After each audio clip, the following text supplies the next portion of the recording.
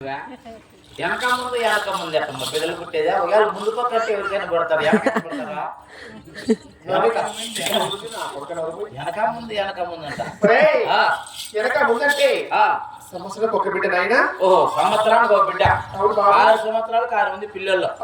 అది పిల్లలకి అందరికి పాలు దాపినావా అంటే గుడ్డి పాలు దాపినావమ్మా? సంవత్సరం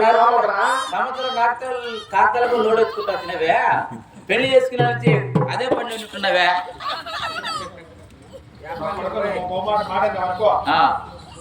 సరేనమ్మా అమ్మాయి పిలవడానికి ఈ సీలవూరులు పెట్టడానికి ఒక కర్ణాటకం చేతకు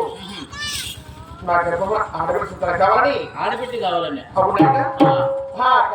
వెళ్ళి మా వెలువేరుగానే కదా నరసింహస్వామి మనసారా వేడుకొని కానీ నా భక్తి మెచ్చి ఒక నిమ్మ పండు ఒక అట్టి పండు ఒక ఇబూది పండు ఇచ్చాడు ఆయన.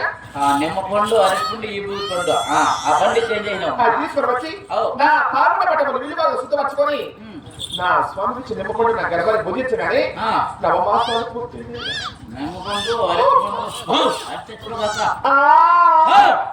కట్టుకొట్టుకుంటానువే. అది ఇప్పుడు కడుపులో ఎట్టెట్టుంది కుడివైపు ఎడవైపుకు ఎడవైపు కుడివైపుకు పాదాలతో కాళ్ళతో తోసినట్టు తప్పినట్టు అలా ఉంది ఆయన.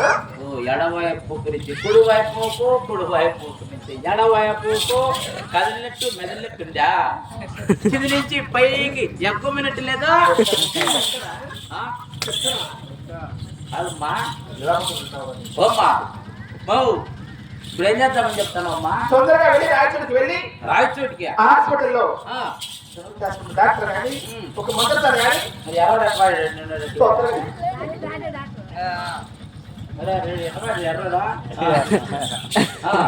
నర్సులు పిలుచుకురావా? తీసుకురా బాబు తొందరగా. సరే పిలుచుకురస్తా అంటే గుర్తా కలిపి తింటే కాలిపోతాం చిన్నవో అంట ముందు సంబరంగా చేర్చుకుని బాధపడతాను చిన్నవో లోపలిపో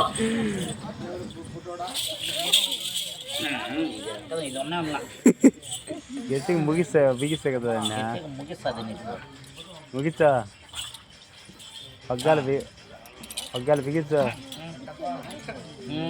ఇప్పుడు చెప్తాది కథ.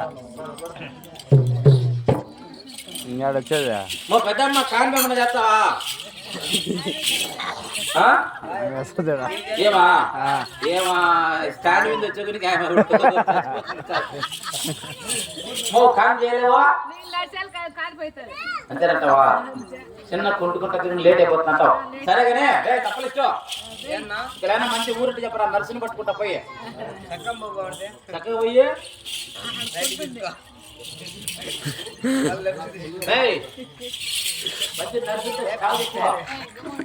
రాయచోటి గవర్నమెంట్ హాస్పిటల్ కదా రాయచోటి పోయి హాస్పిటల్ పోయి నర్సును పట్టుకుంటా